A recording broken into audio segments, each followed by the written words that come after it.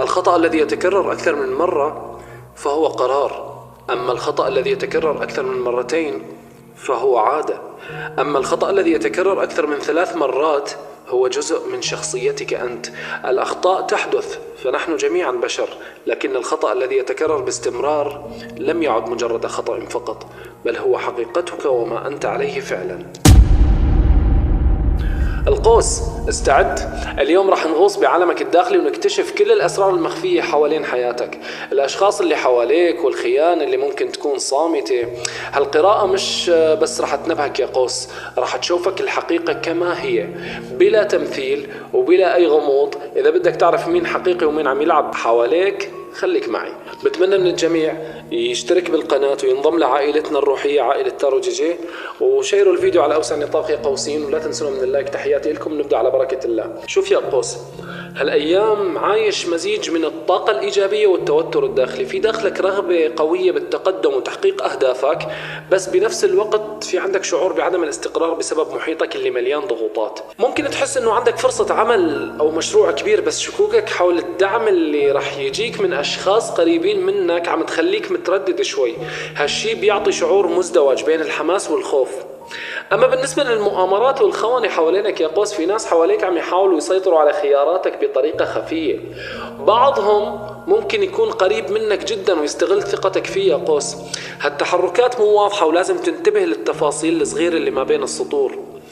ممكن صديق أو زميل ممكن يعطيك نصائح طيبة أو يحاول يأثر على قراراتك المالية أو العاطفية، بينما هدفه الحقيقي مصلحته الخاصة. أما بالنسبة للمحيط الاجتماعي، القوس رح يكتشف هالأيام إنه في ناس عم يتصرفوا بمجموعات لتغطية تصرفات وحدة أو لتحقيق مكاسب خفية. الضحك والود والابتسامات اللي عم تشوفها مش دايما حقيقية يا قوس، ولازم تفرق بين العرض والواقع، تمام؟ بين المسرحيات والتمثيل وبين الواقع الحقيقي. جماعة من الزملاء عم يظهروا لك كأنهم داعمين إلك، لكن كل كلمة وكل حركة هدفها تحريك الأحداث لمصلحتهم مش لمصلحتك. عاطفيا يا قوس، ممكن تمر بفترة من الغموض والخيانة. الشخص المقرب ممكن يكون عم يخفي مشاعره الحقيقية أو حتى يكون عم يخون بطريقة ذكية ومخفية. إذا كنت بانتظار اعتراف أو حب أو التزام، ممكن يجيك تصرف أو كلام يخدعك ويخلي قلبك معلق بين الأمل والشك.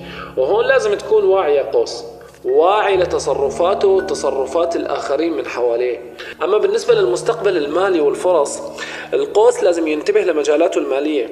بعض الفرص ممكن تكون مغرية لكن فيها مخاطرة أو خداع خفي. القرارات المتسرعة ممكن تسبب لك خسائر يا قوس، بينما الصبر والتحليل المدروس رح يجيب مكاسب كبيرة، تمام؟ مثلا مشروع جديد أو عرض عمل أو استثمار مالي.